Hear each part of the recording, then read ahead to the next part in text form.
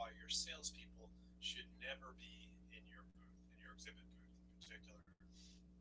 And so we're going to have, I think, fantastic content for you today.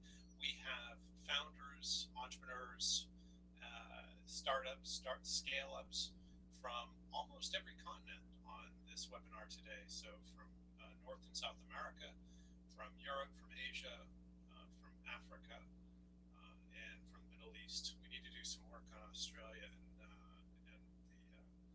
the Antarctica, I guess. But anyway, we'll get there a day at a time, right? So for those that haven't been on one of our webinars before, we have a bit of a format. I'll leave the screen here in just a moment. We'll put slides up. We'll have a bit of content. Hopefully you'll find that really helpful.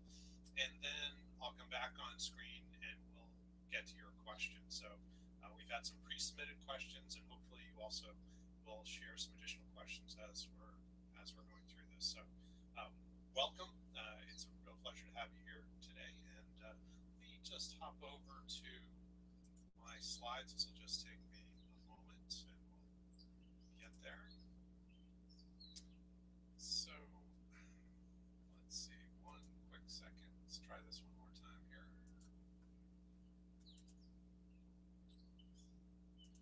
And good. So you should now be seeing my slides. And again, their title is the 5 reasons why your salespeople should never be in your booth. And of course, the real point here today is to talk about what to do about it, and really what's a higher value for salespeople. And it may be, as I flip slides here, and I'm just saying this so we make sure that you know that slides should be flipping at this point. You know, the sort of the disclaimer in this is, and it's easy from the title to sort of think, gosh, these guys are anti-salesperson. Actually, it's just the contrary. Our goal is really to help salespeople be much more effective at trade shows. We find that their value is being far underutilized by putting them in the booth. And I think as we go through this today, you'll see that there's ideally here a much better process for helping salespeople. So we're salespeople. We love salespeople. And unfortunately, we see salespeople every day at every trade show at 95% of the booths getting hamstrung being in the booth, and as opposed to in a variety of other activities. And in fact, not only reducing their production, but reducing the production that can happen out of the booth as well. And so this, again, I think you'll see some interesting information as we go through this. So there are a bunch of questions that you all have submitted. We do plan to get to all these. We'll probably answer a bunch of them as we go through our content, but we'll certainly review these and make sure that we answer all of them as we in review, just to make sure that we get to everything, and certainly can respond to any additional questions. And you should find in your YouTube app the ability to add additional questions or comments. Please do that as we're going through, and we'll respond to them as we can. So I actually have a second screen up right now, so I can respond to questions as they come in. So please don't hesitate to submit any additional questions. So our agenda is really simple. We're going to set the table. In other words, we'll give a little bit of background. Then we'll talk about the 5 reasons why salespeople should never be in the booth. Then we'll get into strategies. What should you do instead of sort of what's being done today? And then again, your questions. So pretty simple and straightforward. We're happy to, you know, obviously 60 minutes is really just kind of brushing on topics like this. So we're happy to certainly to have conversations afterwards with anyone that would like to continue the conversation or talk about their specific situation. Absolutely more than happy to do that. So just so you know a little bit about us and a little bit about me, so you've got some context to this conversation. My name is Bill Kenny, and I'm the founder of a company called Meet. And I personally have had at least 30 years experience in events. I started when I was maybe about 5 years old, so I'm still very young. Excuse me. And I've had experience both, or I should say really from 3 perspectives: as an exhibitor at hundreds of trade shows, as a trade show host, as an organizer, and then now as a company or as a person who helps um, companies really leverage trade shows. And we specialize very much in growth companies and pavilion hosts. So very much in the scale up mode. About 50% of the companies we work with are entering the North American and U.S. markets. So they're coming in from offshore, and the other half are either U.S. based companies or international companies with more local or sort of goals sort of outside of North America. Um, and so our services really come in four different buckets. Number one is we develop the strategy. So in other words, identifying the right events and shows to participate in. We provide staff. We help the executives get speaking opportunities, and then we do a whole bunch of sales support things such as appointment setting and whatnot to help the salespeople again be really maximally productive when they are at events and involved in trade shows. So enough about us, but I thought at least a little bit of context would help the conversation. So in terms of setting the table, we really want to hop into a few different things. And again, this is more just kind of background. I'm going to skim it fairly quickly. And in fact, this was the first, not even question, sort of statement that was made by somebody in registration. They asked sort of, or they made a statement about the fact that trade shows are unproductive, and we couldn't agree more. That trade shows for a lot of companies have become irrelevant, not because of the trade show, but because of the execution. And so, just thinking rationally here for a moment, if you're in the B2B space, which that's our world, and that's where this conversation's focused. If you're selling to enterprise or SME companies, then most of your marketing dollars, if not 100% of your marketing dollars, are aimed at getting at various sort of modes or media that would help you get face to face with a target prospect. Trade shows create that opportunity. The issue is, how do we be efficient at identifying the prospects in the sea of non-prospects? So in other words, if there are 10,000, 20,000, 100,000 participants in the trade show, how do we find the 100 or 200 or 300 that might be prospects or that are prospects? And so that's really what this is about. It's not that trade shows are unproductive. Trade shows are just fine.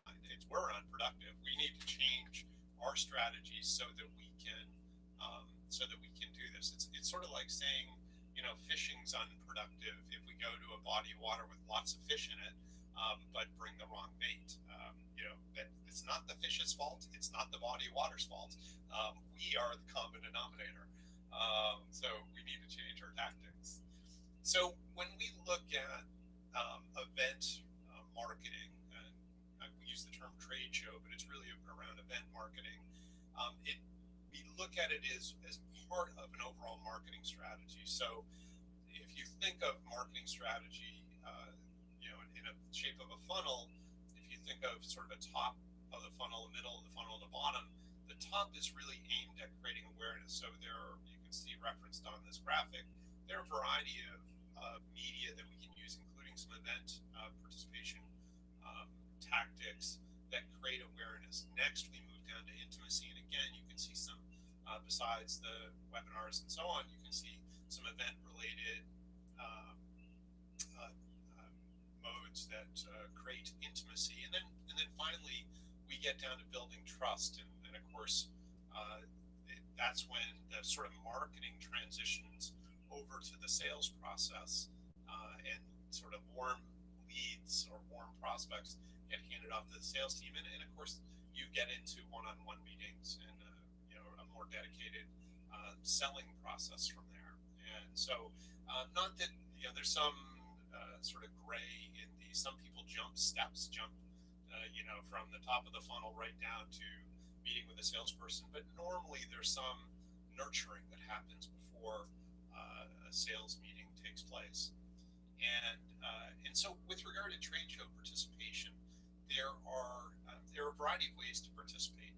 These are these are sort of some highlights. You can certainly sponsor, you can exhibit, you can speak, you can walk through, you can have one-on-one meetings, and of course you can have hospitality events. And there are a few others, but these are sort of the main ones that that we're going to see most people focus on. And we'd actually probably wouldn't suggest, and it's really rare that we suggest any of our customers sponsor, especially in a scale-up stage.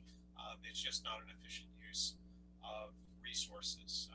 Generally, it's expensive, and the ROI is not as strong. So there, from these sort of 6 ways to participate, 4 of them are aimed at prospect identification. So that's sponsoring, exhibiting, speaking, and walking through. And then the other 2 are aimed at nurturing. So aimed at sort of, or the one-on-one meetings and the hospitality are aimed at nurturing that prospect through the marketing and obviously towards a sales process. So and then in one-on-one, very much maybe deep into the sales process. It may be post proposal and looking to close. So yeah, nurture is certainly where we want to get suspects to prospects to sort of to nurture. And so with the exhibit booth itself, because obviously our goal here is to get the salespeople out of the exhibit booth. The purpose of the exhibit booth within the context of a trade show is to identify volumes of quality prospects. So we want to find as many quality prospects as we can through the trade show booth. And so if we have a trade show with 4,000, 6,000, 10,000, 100,000 attendees, we've got to, and it's maybe 3 or 4 days long, we've got to get through a lot of prospects in that amount of time. And so we need a process that will help us do that. So again, it's kind of the final slide here on background, but we should agree on what a prospect is, because we find, this seems like sales 101, and I apologize for going backwards a bit, but if we don't agree on this, then we're kind of going to be aiming at different outcomes. So we define a prospect very narrowly, and we tend to find, as we start working with folks, they are very broad, or can be really broad, in terms of who's a prospect, and that tends to be fairly inefficient, and not only that, not very successful, because we end up wasting a lot of time and resource. So when we look at a prospect, we look for 3 qualities. Need, they have to have a need, and this all sounds, again, very fundamental. They need to have money to solve that need.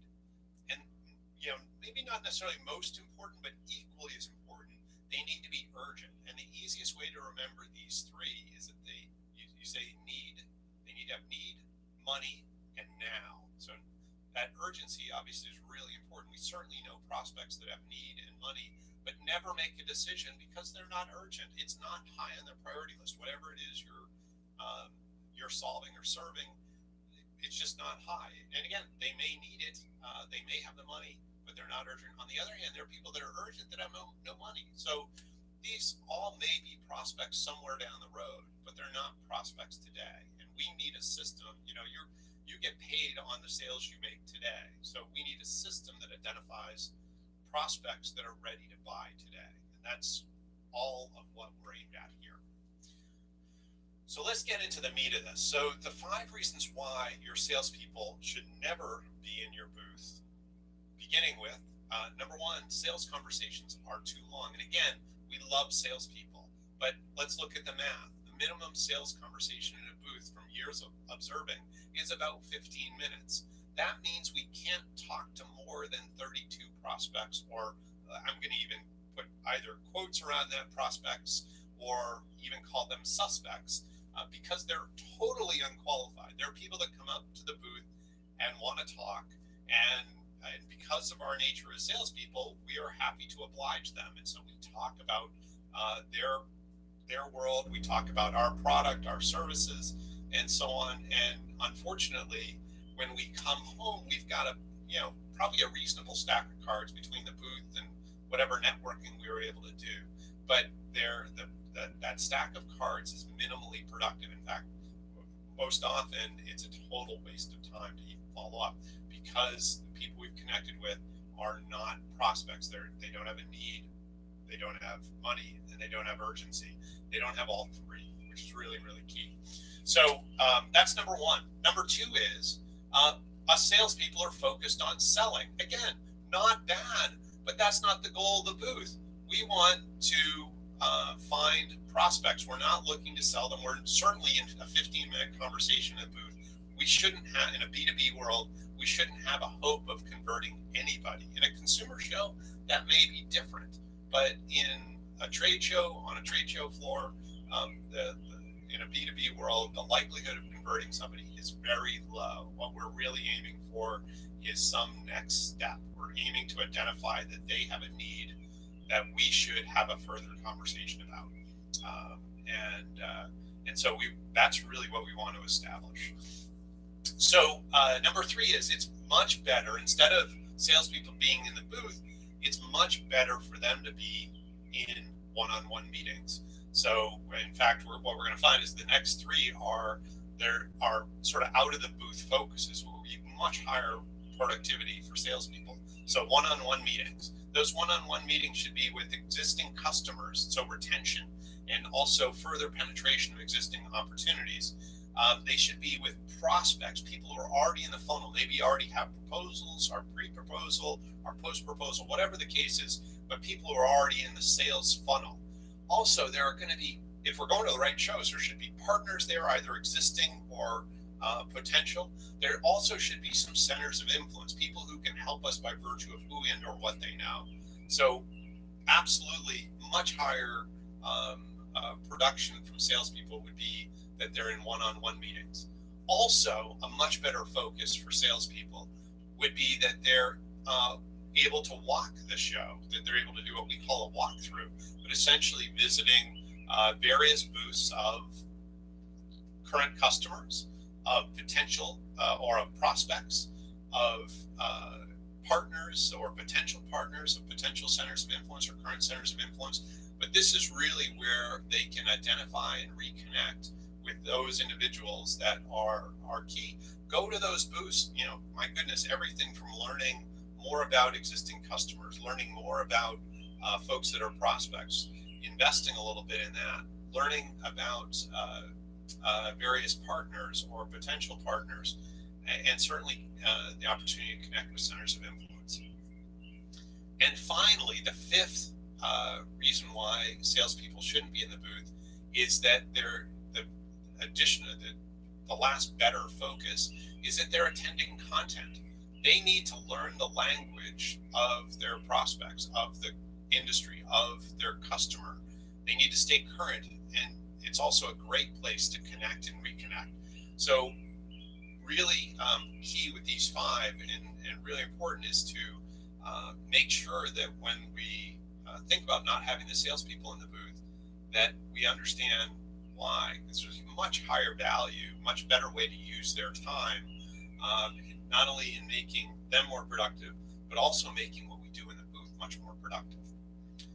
So let's step sideways again and just do a little bit of maybe a little more additional information about the booth. And so in order to sort of maybe understand what needs to happen in the booth a little better and the opportunity that exists in trade shows, we're going to use the metaphor of fish. And so hopefully this all makes sense. And certainly I'll look forward to your questions about any of this. But in the world, there are 20,000 species of fish. In fact, more than 20,000. This image is just of the freshwater fish in North America. So there you can see, it's somewhere, I think, somewhere over 900 species just here. So now sort of take that to 20,000 species of fish in all the waters around the world, and that's not saying 20,000 fish. That's 20,000 species. I mean, there are millions of fish swimming around in various bodies of water around the world, and so the funny thing about fishing, and you talk to anybody that fishes, just even looking here at this chart of 900 fish, these fish don't all eat the same bait. They don't. They're not in the same freshwater bodies. Some are in lakes, some are in streams, some are in ponds. So they're all in. Some are in different regions of the world, or in this case, North America. They're in different regions of North America. Really what we want to think about is what attracts these fish. And, as we think of all the species of people walking through a trade show, not all of them are prospects. In fact, not all of them want whatever bait we could put out. In fact, ideally, sort of few of them do, so that we can really focus on those that are interested, urgent, convertible, have money, all that kind of good stuff. So here's another way to look at the fish is, even looking around the U.S., each area of the U.S. has different types of fish that are predominantly sort of indigenous to that area. So with each of these species of fish, we're going to use different equipment. There are different lures, there are different rods, there are different waders, or maybe we'll need a boat, or it's all the tools and equipment are different. Some are going to use bait, some are going to use lures. There are just zillions of kinds of lures. In fact, this is just one representation of somebody's opinion of the best bass fishing lures. So there must be at least 20 on this image. And, the idea is, okay, so these are just what one person thinks are the best. That must mean that there are probably, tens, if not hundreds of others, maybe even thousands of others to choose from that got them to this sort of best choice. And so, when we think about this, my goodness, how do we attract the attention if we're at a trade show and there are hundreds of, 100 or hundreds or even thousands of exhibitors? How does our bait stand out? What is our bait today? And how do we get it to stand out? These are challenges that any exhibit booth has. And so, again, if we're going to have prolonged conversations with people, and often they're unqualified because there was nothing bringing them into the booth that other than maybe our name, somebody standing in the aisle drawing them in, it may be some free offer for an iPad, whatever it is, but there's nothing that brought them in that in any way qualified them. And so I'll tell you, as somebody who fishes, if I hang a seaworm off my line and put it down near the bottom in the areas that I fish, I'm pretty sure I'm going to catch a flounder. And I don't have any doubt that if I'm in the right spot, that I will catch flounder. And on the other hand, I can go to other spots, use other bait, catch other, striped bass or bluefish or something fun like that. So let's get into strategies now that we've got some more context to this. So strategy number one, and this is really what we were leading to with the fish, is our booth needs to have a compelling offer. So the most common offer you see is some form of this is enter to win an iPad, which, my goodness, at this point, what's that going to attract? It's going to attract, somebody that wants an iPad, which may be somebody who doesn't have an iPad, which probably doesn't say a lot about them at this point. Not that it's a sign of greatness to have an iPad in any stretch, but if you're, if that's key for you, if you sell iPads, that might be a good prospect. But if you're not selling iPads, it's probably not a great prospect for you.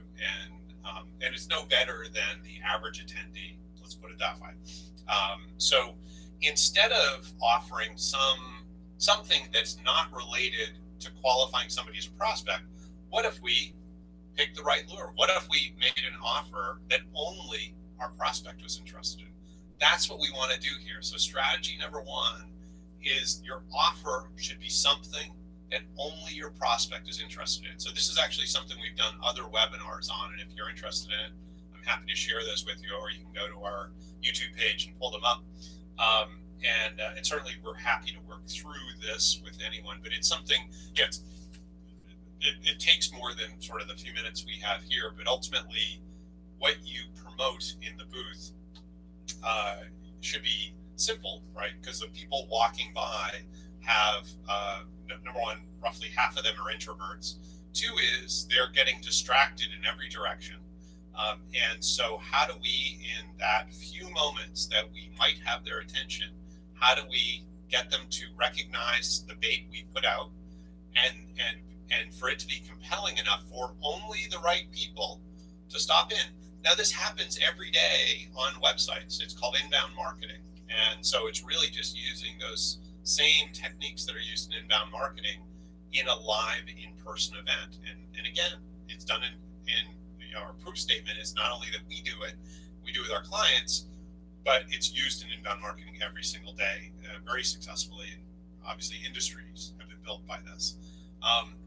So number two is, instead of salespeople in the booth, we want people who are expert at an engagement and enrollment. We're not looking to sell anybody anything. We're merely trying to share an offer and enroll people who are interested in that offer in it. So, just so I'm not unclear here, offers in the B2B world can be anything from, webinars.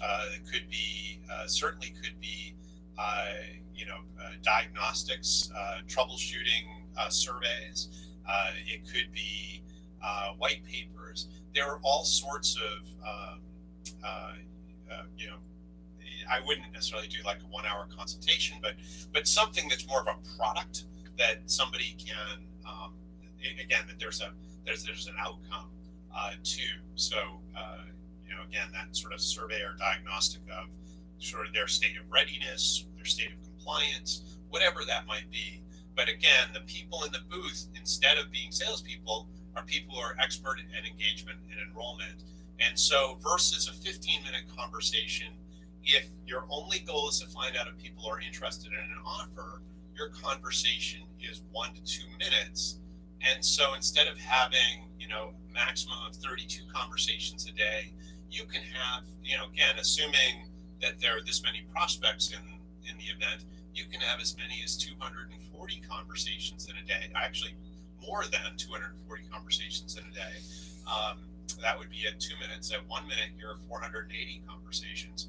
So again, if your event has, thousands of, and maybe even hundreds of thousands of participants, this helps you get through those numbers much deeper in order to find the prospects that are sort of hidden in the haystack.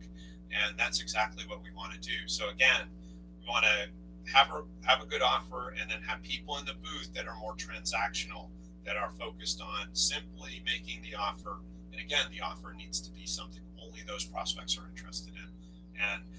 And again, not that we, and there may be people that want to jump this process. In other words, hey, I know enough about your company to know I want to meet with somebody. That's cool. There's somebody there that would go and set an appointment for the salespeople who are, on campus, and they would be attended to during the event. But again, we don't want to clog up the booth with these prolonged conversations. We want to process through as many conversations as we can with people who are very likely to be prospects, that they have need, money, and urgency. Number three, we want one-on-one meetings, want lots of them. And again, we're going to focus on having those one-on-one meetings preset before you get to the show. At least half of the day for each salesperson should be filled up with quality meetings, again, with either customers or prospects or partners or centers of influence. And these meetings are really about moving the relationship to whatever the next step is. And, again, it might be to a contract, it might be to a proposal, whatever it is, but we're simply here, we're taking advantage of the fact that we've all traveled in from our respective regions or respective cities to this one place, and we're going to leverage the time to get together. Much more efficient to get together with 10, 15, 20 people at a trade show in a one-on-one sense than to travel to 10, 15, 20 different cities. So we want to use that time well. So next, we want to make sure there's time to walk the floor. And there are going to be some shows that we go to that we're going to sort of speculatively, that we're maybe not exhibiting at, that we're going to walk as part of our strategy. But this is really in the context of we're exhibiting, and so to almost think of it as two distinct efforts that are going on. One is this exhibit booth that's happening. We've got people in there that are taking care of business there, and at the end of it, we're going to get some great leads. And in the meantime, we're out, doing these one-on-one meetings, and we're walking the floor, and we'll have another activity as well in terms of getting to content. So with walking the floor, obviously we want to pre-map where we're going to find the best connection. So we're aimed at those customers, prospects, partners, and centers of influence, and we want to identify them. We want to reconnect with those that we already know, and we want to do reconnaissance. We want to learn whether it's from our customers or prospects, or also potentially our competitors and partners and all that kind of stuff. So any kind of competitive intelligence we can do, any kind of partner intelligence we can derive, it's all good stuff. So the last strategy here is, of course, another very high use of sales time is to attend content. And there, in any given event, there are probably a couple of workshops that are not just germane to us, but also germane to our prospects. And so if our prospects are in the room, we ought to be in the room, and we ought to be hearing the same new information, the same learning that they're hearing, not only because that's part of the language we need to learn, and we need to be current in that, but and those are good stories, but we're also, if we do it right, we're going to sit next to people we don't know, so our connections will naturally increase during this. Seeing who's interested and goes up to the speakers afterwards, all that kind of stuff, these are all people that we should connect to. So we want to pre-select, use the agenda, pre-select which of these we're going to go to. That should be planned out. It should be, sort of woven into our schedule early, so we can put appointments around it, put our walkthrough time, around it as well. And then we want to learn and connect, and do the reconnaissance that is critical during all of this. So yeah, very much a big part of this is to make sure we're doing that, that pre-selection, the learning and connection.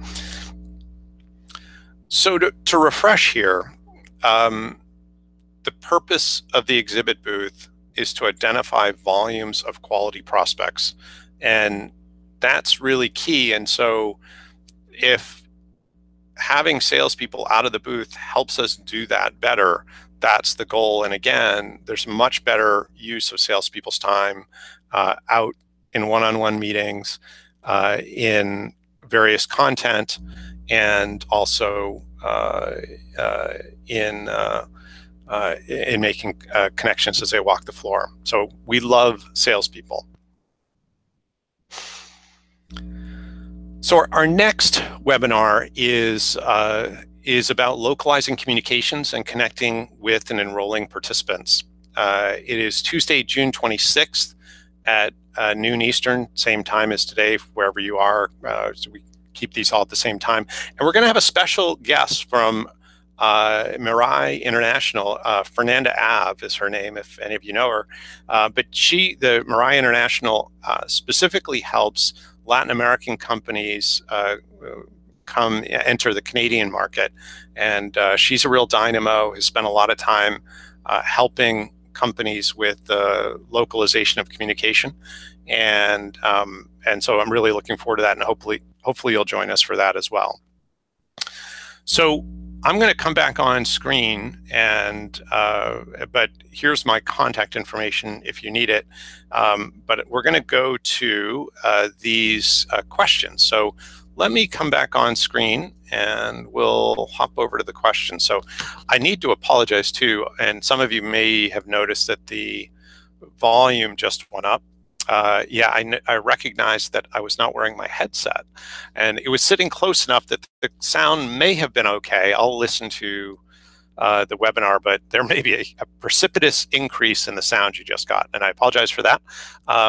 So we may re-record this before we share the recording. But in any event, I appreciate your patience. Hopefully, you didn't have to turn your volume down too much. So I'm going to hop back over and just be able to review the questions here.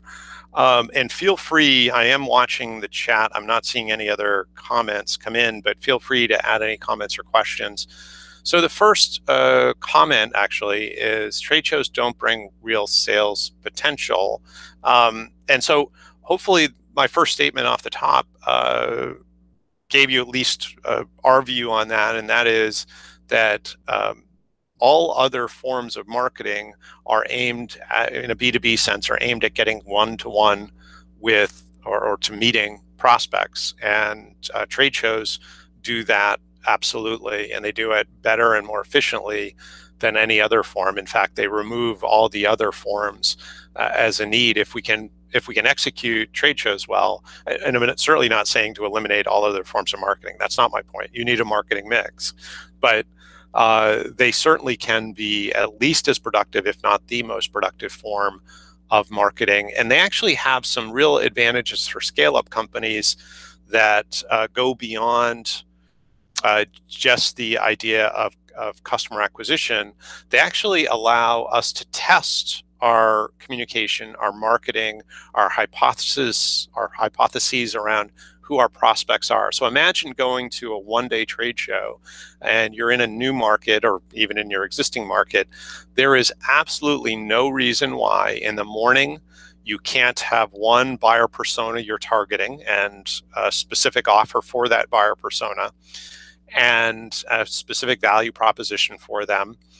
And then in the afternoon, switch to a different buyer persona and a different value proposition and different offer that you're giving. And you can A/B test all day long. And, from morning to afternoon, from Monday to Tuesday, you can do all sorts of testing that not only helps, imagine entering a new market, it not only helps you in terms of your trade show performance, but it's going to inform all of your other forms of marketing. It will change how you, whether it's your collateral, your website, any of that stuff, you will in the matter of a few hours have done so much marketing discovery that would take you weeks to try to replicate in any other form of discovery. And so we can learn a lot. We can very quickly improve how trade shows execute, but also all of our people are going to learn this new language much quicker as well. So all of our positioning as people articulate our value proposition, all that stuff will improve much quicker, not just our marketing, but also our sales performance, and our sales communication will improve much quicker. So how do you get more qualified leads during an event? It's very simple. You got to have good offers. You have to have offers that only your prospect is interested in. Again, if you have any relationship to fishing, you got to put the right bait in the water. And ideally, non-prospects, if we have the right bait, non-prospects swim by our bait. If we have the right bait, only our prospects stop and take a nibble, and that's exactly what we want. And we know it's possible because we see it.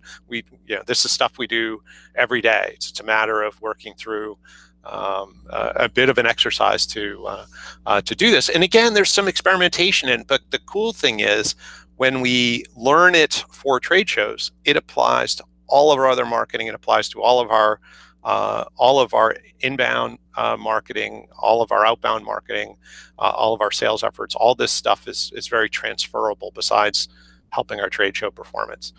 The third question, how to increase the actionable results from interactions with customers at the event booth. Yeah, this is really about getting people to opt in. And it's, think of the normal trade show where, we have people standing in the aisle, it's almost like Ringling Brothers and Barnum and Bailey Circus, right? We're the ringleader bringing people into the booth. We're getting them in. We're drawing them in with this charismatic individual in the aisle, which is great because that helps our card count. But it's that person walking by with their name badge and whatever shirt they have on and however they look and however they talk is very superficially qualified. In other words, they're not qualified at all. It's wholly different when people opt in. If someone opts in to an offer that you put out there that is well thought out, then they are fairly well qualified, because if we've done this right and the bait is appropriate, only our prospects are interested in it. So if they're interested in it, they must be a prospect. It's sort of the if A equals B and B equals C, then A must equal C. And so, yeah, we want to make sure that it's really about how do we make that offer so it's compelling to only our prospects. And then the interactions in the booth are really simple. It pretty much takes care of itself. Let's see, this next, it starts as a statement, then becomes a question. So no one asks better questions than our sales team. How do we replace the knowledge that they bring to the booth at an event? So this is somebody that's sort of thinking about, okay, if I've taken my salespeople out, how do I replace that knowledge because they're there answering questions and so on? Yeah, no, it's definitely about having the team who is at the booth not only be trained in terms of the relationships and making the offer and enrolling people, but they also need to be comfortable at saying, that's actually a question, that's a great question, it's beyond my knowledge. Let me set up, if you have a card, I can set up a conversation with you and one of our either account executives or sales technicians, or whatever the appropriate role is, but ultimately setting up that conversation. It might be later that day at the booth, it might be at some local coffee shop, whatever it is, but making that so that those conversations can happen. It's just we want to move people through the booth. It's really just a big fish net, and we just want to make sure that we're able to capture as many of those appropriate fish as we can. So this one has identified him or herself as a prospect. That's great. They even want to jump the process, which is perfect, and we just want to be able to handle that. How do we create teamwork in our booth and trade show participation? So how do we create the teamwork in our booth and trade show participation? Yeah, and it's really about not just in the booth, but sort of across the different roles in the trade show. And I think, it starts really with team orientation, getting people so that they're first familiar with their role, but second is so they're familiar with what everybody else is doing, and that they know how to pass information back and forth.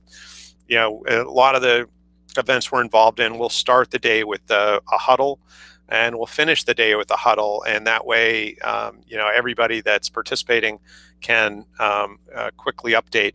Sometimes it makes even more sense, just because there are morning meetings or late in the day meetings, to even do a noontime huddle. So we can kind of vary this up a little bit, and sometimes there's a change of shifts at noontime as well. So that can be a good time to do it.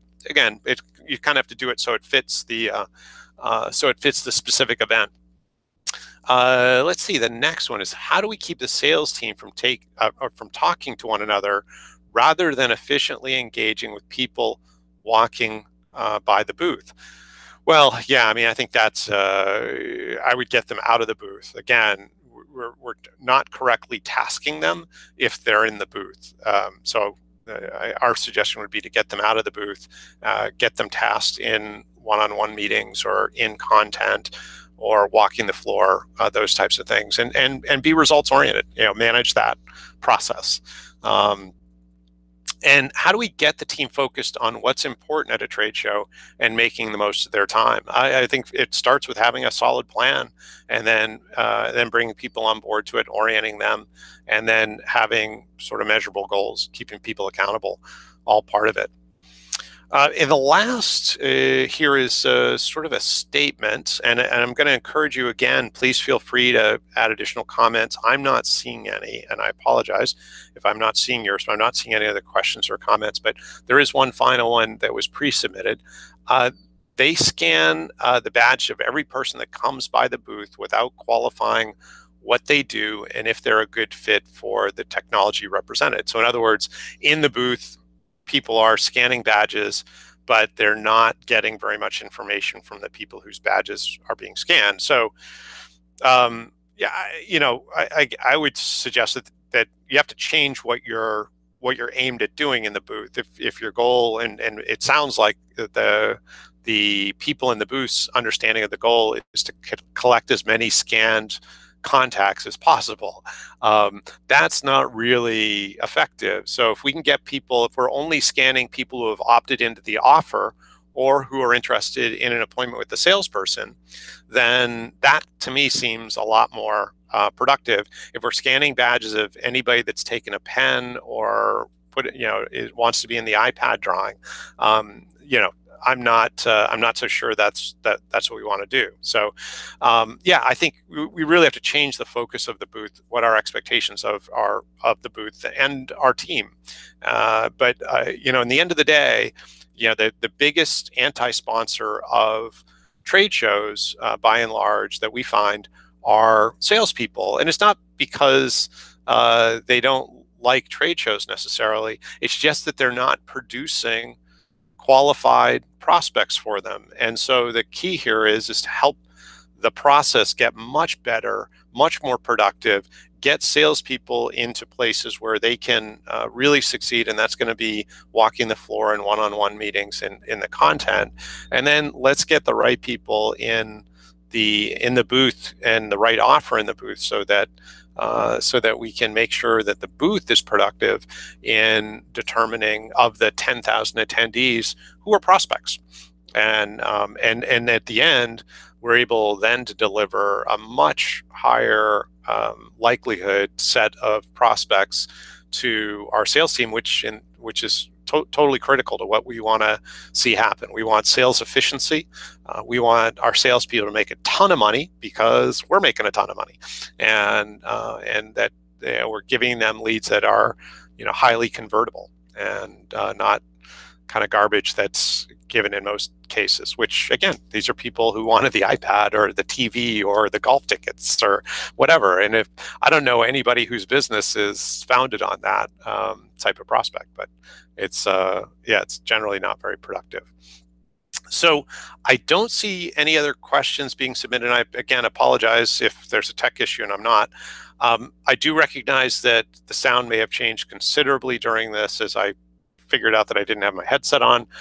So I apologize for that. I will, if I need to, re-record this and share it with you all. If it sounds okay, I'll share this version. But feel free, we'll send a follow-up, but feel free to reach out in the meantime if there are questions that you have, if there's any way that we can be of service, if there are folks in your portfolio who could use some of this information or our service, we'd be totally happy to help them. We recognize that there are some investors on the call as well, and we work with several VC firms and their portfolio companies, helping them really leverage trade shows and scale much, much quicker. So with that said, I wish you a great rest of your day. Some of you, it's at the end of your day. For us here, it's pretty much lunchtime. So wish you all a great rest of your day. And I'll look forward, hopefully, to chatting with you over the next week or two and learning more about your business and seeing if there's some ways we might work together.